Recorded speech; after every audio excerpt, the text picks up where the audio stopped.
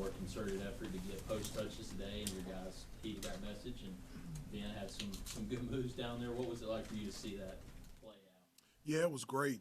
That's been an emphasis for us, and it felt like we were missing opportunities to get our bigs the ball close to the basket, and I feel like if we get it to them close to the basket, one, they can score, and number two, they could get fouled.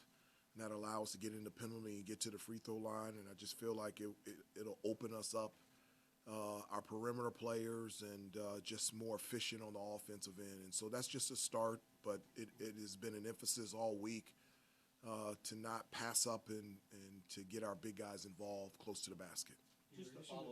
Just to follow up on that real quick. Thank you, AJ. Did you think in some games you had gotten a little too stagnant on the perimeter, talking about the post touches and maybe more of an emphasis on posting up? Well, I don't necessarily know that.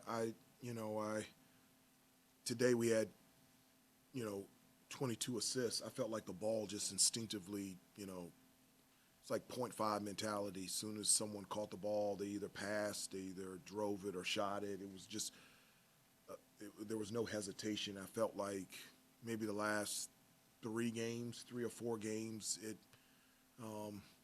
we weren't consistently making the extra pass, and I felt like today we did. And so in terms of ball movement and spacing, I thought that was much better, but I thought our just willingness to just instinctively, quickly just hit the open teammate, I thought we got back to what we were doing at the beginning of the season. Yes, on that, RJ and Setba said part of that was the kick out. And because the entry stuff was there, some of the perimeter guys were a little bit more open. Yeah. And a lot of those shots were less contested than they had been. Obviously, you made a higher percentage. Yeah, it is. I say to the team all the time, I want to dominate points in the paint through post and penetration.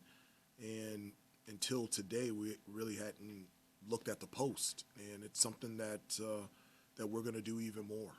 I just believe in it. And I believe our guys can be successful at doing it. And I thought it was a good start today by not passing up those opportunities and getting Jay Wash and Vin and JB and Ty around the basket. I think the only thing that we could do better is shoot free throws. We missed 12 free throws, and we're a really good free throw shooting team. I think going into the game as a team, we shot 78%, and we definitely didn't do that today. One of the guys that was benefited from some of those kickouts obviously was Cade. Yeah. He hadn't hit a field goal since the Hawaii game. He said afterward, he told us that he'd been a little frustrated, but he was trying to avoid fixating on the frustration because it could take him down even lower. Yeah. How have you seen him kind of work through this, and what do you think a game like this can do for guys' confidence? Well, the biggest thing for Cade is, and this is for any player, there are ups and downs throughout the season. There just are, and you have to stay focused. You have to stay connected to all the fundamentals and all the things that you do in order to get to the point where you feel confident out there on the floor. Like, it's very easy when things don't go your way is to point fingers and make excuses, and Cade has never done that. He's shown up to work every day. His preparation is fantastic, and, he showed up today and played extremely well. It's not about a shot. He's a basketball player. He can rebound, he can handle the ball, he can pass, he can defend. Being able to stretch the floor and shoot from 3 is one of the many things that he can do, but his ability to shoot at multiple positions is a huge benefit for us, and it was nice to see his shots go in tonight.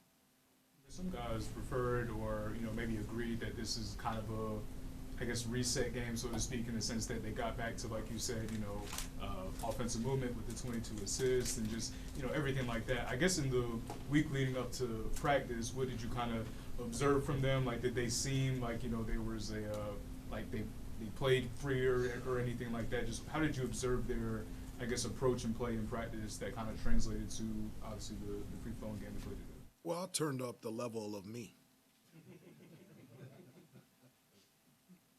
And we want primary. If we don't have that, get into secondary, and there's specific lanes and specific spots that you need to get into. And there's a job and responsibility out there, and there's no more my bad. I'll get it the next possession. Every possession counts. And so if you go ask the guys, one of the things I said all the time is that let's be detailed in our approach.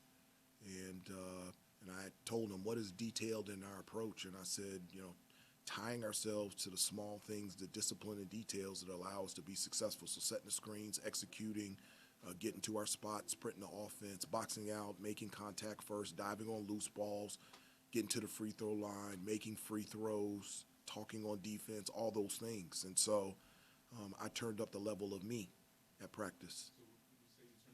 The level of me, like, Yeah. how quickly do they know that it's something else? Like, how quickly do they know that it's They know. a raised level? No, they don't. They know.